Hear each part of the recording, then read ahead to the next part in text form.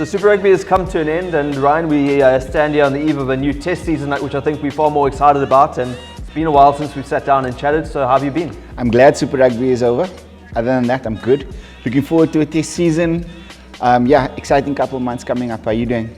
Yeah, very well, and I think we wanted to go quickly into Springbok talking points, and the main one being really, I think, just the inclusion of a large contingent of overseas-based players. I'm very excited, particularly about the inclusion of Kobus Reinach, who I think will be a great scrum half addition. I see him probably being the backup to Faf de Klerk. The fact that your number one and your number two are both overseas-based, I'm really not too phased. I think they like for like, and Kobus will add great impact off the bench if that's the role for him. And Herschel Jantjies as the exciting youngster and third choice, another great talent there. Marcel Coetzee is the other overseas-based Bok I'm really excited about, because I think he can play across all back row positions and will add great value. He's been in great form for Ulster. I think Rusty's really box clever in getting those two guys back. Yeah, especially like across the squad, those the overseas pros have added significant depth in key positions for us. But I think we spoke about Marcel Coetzee towards the end of last year, just before the year-end tours commenced. And I said then that I'd love to see him involved once again. And so it goes without saying that I'm excited that he's included. I think it could mean, especially with Sia's injury and kind of that back row lacked a dimension, especially on the ground from an open sider. I thought last year, look, they weren't terrible there, but I think Marcel Coetzee amplifies our strength in that area. And you could go for horses for courses approach there if you're playing against a side like Australia, for instance, that wants to play quickly and wide. You could use that to slow the tempo and control it. Combining him with Dwayne Vermeulen, Malcolm Marx is also good on the ground. Across the park, the Boks have some really good fetches. So I think Marcel Coetzee adds something significant to this team. He makes them better when he plays. You spoke about his versatility already, which is another plus. I'm glad to see him in the squad, but I'd like to see him go to Japan. Yeah, for sure.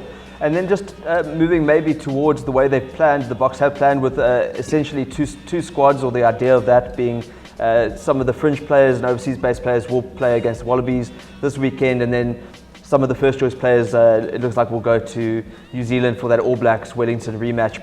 It does seem then, in that context, that Frans Steyn is one of the guys who will make his Bok comeback this weekend, because we're sitting here recording just before that team announcement, but he's going to be involved. And I think Frans Steyn is another interesting talking point, and I know you've chatted to him previously during his journey and when he's been in France, and kind of seen how he's matured really as an individual. And it's incredible that here we sit in 2019.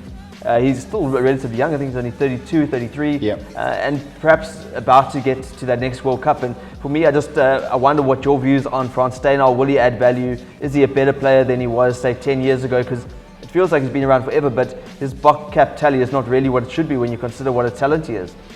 Right. I don't think there's ever any question about Frans Steyn's technical ability, right? And what he gives you in different positions across that back line is like a boon for any team. I think Frans Steyn's most valuable asset at this point, if he's developed and emotionally matured to that point, would be what he offers not only in presence, like Vrede, Victor Matfield always spoke to me about Vrede's presence in a change room. When a young player looked across the change room and he's got a Vrede, a Victor Matfield, Bakkie Stani Rousseau, I'm talking about in the Bulls context, it does something to you as a young player. So at this point, if you're talking about a Herschel Jantjies sitting in the change room, or Warwick Geland, for example, I could run through more young players. Sitting next to a Frans Steyn, there's a presence about him. He's a World Cup winner, and he was at 20, which is not much older than those players are now. And if he's willing to be vulnerable and open and share those experiences, to put an arm around, again, a Geland or one of the younger players, yeah.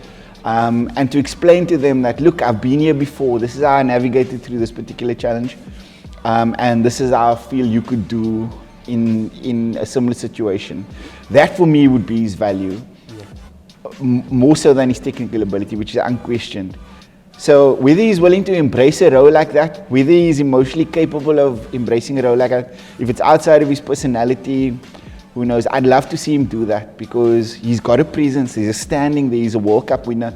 So he speaks from a point of authority. Yeah. That's what I'd like to see Frans Stein's role be. Yeah. I mean, I don't know what your views on him. Yeah, for me, I think it's just a guy who can actually really take hold of that number 12 jersey in the sense that perhaps Damien Delendy has had his moments in that inside centre channel without really taking complete ownership of it yet. And probably the same for Andre Esterhuizen, who really only had his first full international year last year. But beyond that, and the options that the Boks do need at 12 and the depth that they require there, is for me the benefit of Frans Steyn, who can kick 50-metre goals. And I think for the Boks, they've missed that for a long time because when last did they have a player they can turn to when a penalty comes 50, 55 metres out and go, well, we've got an option to punish you from that distance and really get 3 points more often than not. And Frans Steyn is a perfect guy to do that. And we've seen it when he has been on the test stage. It's a massive weapon to have, to go, you concede a penalty within this range and we can punish you instead of having to kick to the corner and, you know, generally especially a in lower World Cup games option. in World Cup games where the margins are often that fine. For me that's the greatest benefit of him and why I think he'll also be a front runner to go to the World Cup almost from nowhere, but that's great. And I think Rassie has been planning towards this World Cup so well in advance. It's the one thing that I think has been a real positive about his tenure. It's just how much planning, and he is, by all accounts, seems very meticulous in terms of what he's doing. The Boks will arrive at that World Cup having everything planned out, and with that in place, if they fail, then it's other factors to do with, you know, being off or the small uncontrollables perhaps. But they will go there knowing that all their ducks are in a row. But let's just maybe touch on one final point, being the leadership, because it looks as if Siya Kolisi is battling with a bit of a knee injury, and that opens the door for others. So even Esterbeth, Dwayne Vermeulen, two other leaders in that camp who look likely to be able to take over the captaincy when needed. Where do you think the Boks will go in terms of not only their leadership and their captaincy options, but in terms of perhaps filling that Kolisi void and in the back row? Does he then automatically walk back into a starting position if he doesn't quite have the fitness and the form that he would want? Yeah, I think this injury comes at the worst time for Siya in the context we're speaking.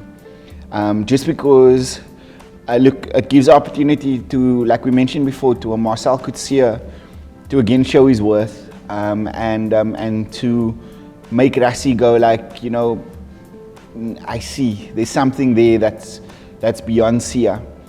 I've said before that I support him. That what I think he brings to a change room from a leadership perspective is important in a Springbok context. What he represents as a black Springbok captain is critical, and I also stressed at the time that for me overrides you know, what he might lack from a technical perspective when deployed as an open side, where he was for the most part in last season. Filling a leadership void, that the side has a lot of experience, so I don't think it's as critical as if you were taking a young group to Japan. So again, on that front, it's a difficult situation for him. I mean, you've got guys that have played in World Cups before. You've got Dwayne, who's led before, Esterbeth, who's led before. It's hard. It's a difficult situation. I don't envy Rassie or the selectors at this point. Yeah, probably what becomes really crucial for Kolisi is the game, the two games actually against Argentina, one being in the championship and one being a friendly before the World Cup. Those become critical for Kolisi to kind of show that form that ensures he has a starting berth nailed down purely on form and merit, as opposed to obviously having that factor of perhaps you know, he's edged into that role because he's the captain. So I think those two games become huge for him. I think a back row bolter could be Kwagga Smith, who may well feature against the All Blacks next weekend. I forgot about, So the back row suddenly has plentiful options, and Marcel Coetzee with it all to prove. Francois Louw's in the mix. Peter Steph du Toit's, you know, an option at 7. Dwayne Vermeulen, Daniel Dupree when he gets fit at number 8. So the Boks don't have any shortage of options there. And we find ourselves again in a situation like we were in the 2007 World Cup. It's a great situation to be on one hand with the John Smith, Bismarck du Plessis thing. Look, Bismarck, the calls for Bismarck to take over from John Smith grew loudly after the World Cup. And in France, he was kind of just this emerging buck who had a great Super Rugby campaign and was clearly an exceptional talent.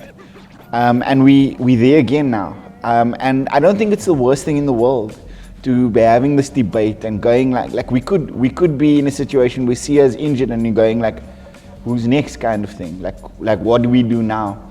It speaks to the strength of South African rugby and the options that they have available, that we're having this debate now. So it's not the worst thing in the world, but we are back at that point now. And I think eventually they're going to have to be decisive either way. Sure. Well, yeah, let's not get too caught up, but like you said, it's very exciting to be delving back into the Boks and talking about the World Cup and all the permutations that go with it, and we'll get stuck in a bit more next week once we've seen what the Boks do against the Wallabies. Dope.